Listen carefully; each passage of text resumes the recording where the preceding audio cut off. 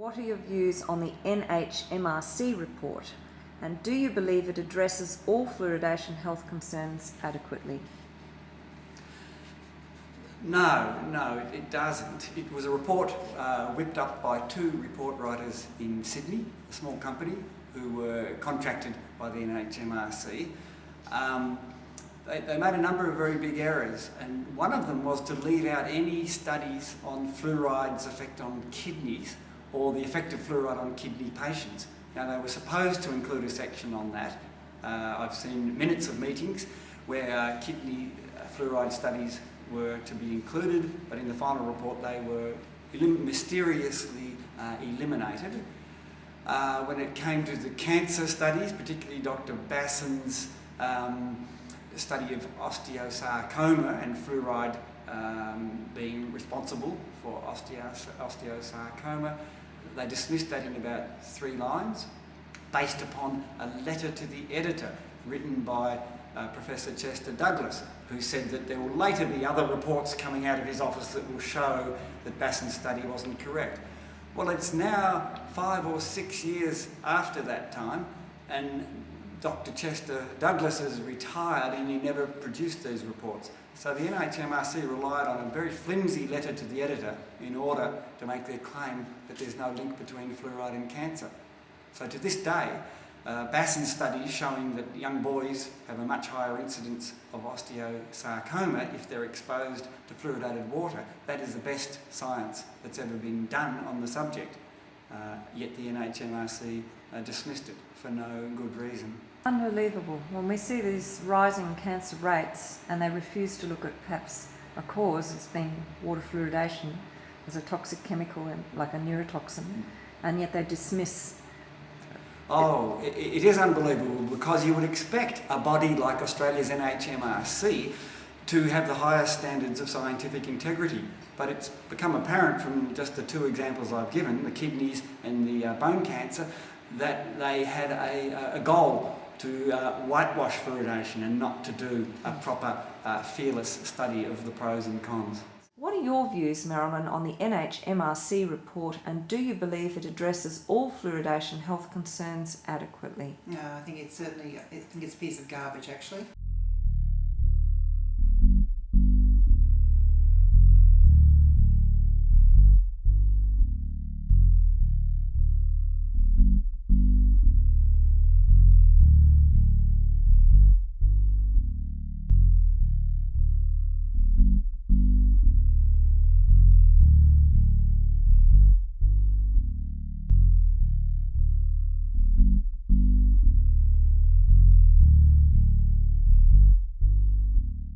I personally told the head of the NHMRC, Warwick Anderson, when he was in Brisbane a couple of years ago, there was a really crappy report. Because it was basically based on the York University report of 2000, which was fine. They didn't do any more work on it. They only added in bits on salt fluoridation and milk fluoridation, which is not about water fluoridation.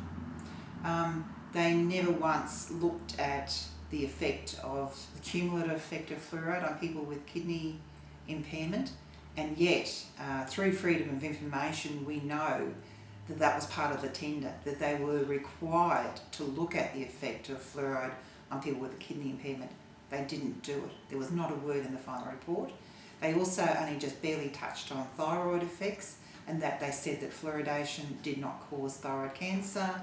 They never once touched on the effects that fluoride can decrease thyroid activity, and they have known this for 100 years. There's hundreds and hundreds of scientific publications linking fluoride to decreasing thyroid activity. Not a word in the NHMRC report. It whitewashes many fluoridation concerns, and it didn't even address all of the issues that were put to it by the government. It cherry picks the information.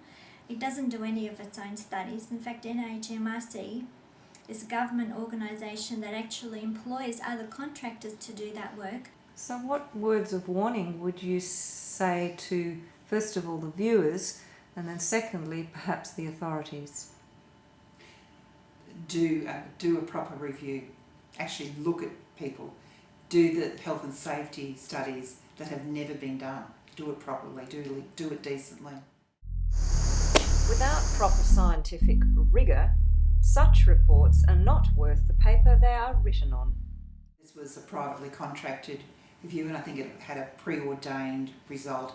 Even the name of the report, the safety and efficacy of fluoridation, they never found it was safe, and it's certainly not effective. So if the so-called science of fluoridation is so weak, and the best reviews that promoters refer to are so flawed, how do they get away with it? How do people feel about this? What are the ethical implications? Some promoters have been more prominent than others.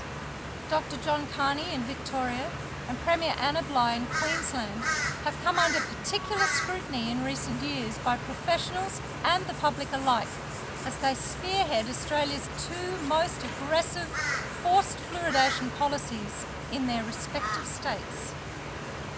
And I ask a lot of people, do you know what fluoride is? And they'll go, no, but the dentists say it's good for your teeth.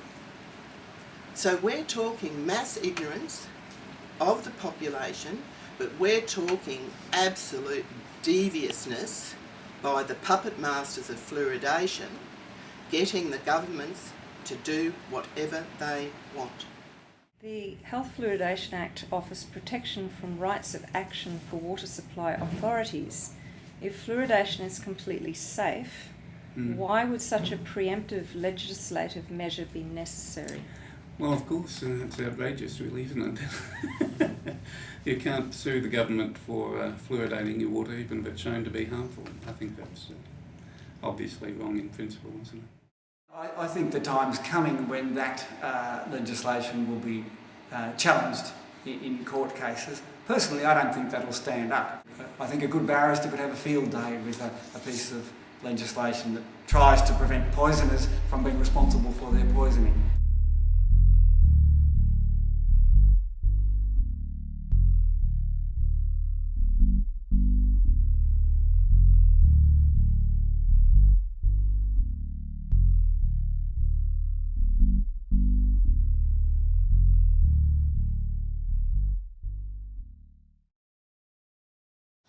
What would you say to Premier Anna Bligh, who has fluoridated forcibly the water of Queenslanders?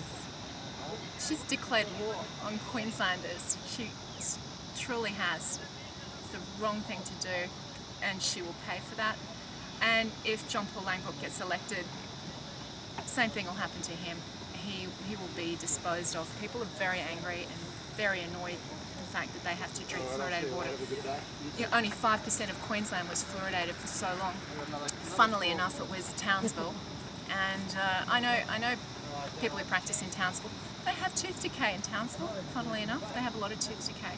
So no, Queensland was the smart state for quite a while. Now it's the join the club, dumbed down state. Crazy. Not good for tourism either, by the way. Now, not even a single doctor can force a single patient to take a medication. They have to get the consent of the patient. So for example, for Dr. Carney in Victoria, the Chief Health Officer, to claim that he has the right to force millions of people in Victoria to swallow fluoride medication every day via their kitchen tap, that's way, way outside of his what his ethical powers should be. It's simply wrong. David, do you agree that mandatory water fluoridation merits reasonable limitation of individual rights? Oh, no, Dr. Carney's getting that completely wrong. The man's really a disgrace in the position of Chief Health Officer. Medication should not be given to people without their informed consent. It's as simple as that. They just go too far. And one of the things about John Carney is that he has led, as far as I can see, a whole campaign which really denigrates the whole area of public health. In public health, you should tell the whole story, and he has only told half the story. I would dispute anything John Carney has to say on the benefits of water fluoridation. I think most people with any sort of a scientific background would dispute them. Anything that John Carney has said in the past has been open to dispute. My feelings to Dr. Carney is that this man needs one-on-one experience with those who are affected by fluoride, and because his lack of experience with these sufferers, I can't see how it gives him any authority to speak on the principle of the matter.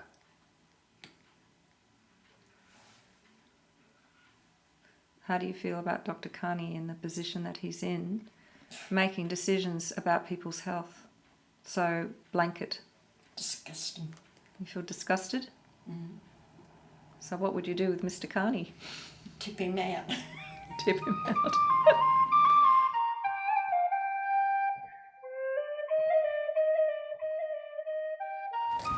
So, are you a criminal because you're not paying your water rates? I feel they are trying to make me into a criminal. I don't feel like a criminal. I feel like someone's father standing up for their damn children. What would you say to other fathers? Stand up with me. Stand up with me.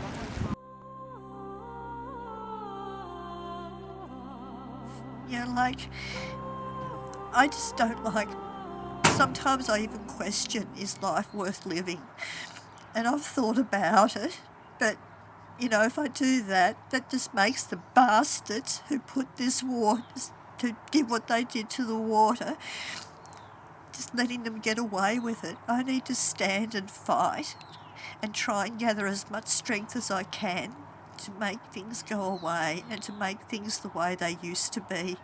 And I just hope that somewhere, somehow, somebody sees the light and the fluoride's taken out of our water, out of all of Australia's water, like the rest of the world, and then we can be healthy again. And they wonder why so many people are getting sick. Maybe they should look at fluoride as the reason. Officials all around Australia who've hung their hat on fluoridation for 20 years or more, they're not ready to give it up now because they'll be exposed as having been wrong all these years, and once they're exposed as having been wrong, they're also liable then for all the health damage that it has caused people. Beware of these governments. They've let you down, they've sold you out, and the whole community is suffering. Being over the age of 21, I can enter into my own contracts and look after myself the way I want to. And even if I like a banana, I like bananas, nobody can make me eat a banana if I don't want to. It's a similar thing. This is a chemical rape. And this is what it is. It's a chemical rape. And the insanity of fluoride is easily seen in the logistics. I mean, if somebody wants fluoride tablets, then so be it. Go down to the chemist. If somebody wants fluoride, then let them take it. But for all of the rest of us that don't want it, then this is insanity to actually make us have it, or to expose us to it. What would you say to authorities that have made these decisions? They have opened themselves up for claims of damages against them individually. They're there to feather their own nests and feather their own bank accounts. They'll do whatever it takes to get what they need and bugger the people. It really is outrageous. I don't know what happened to our Australians to get up and fight their guts out for what's right. We have to get the people to do something. We're in real trouble here.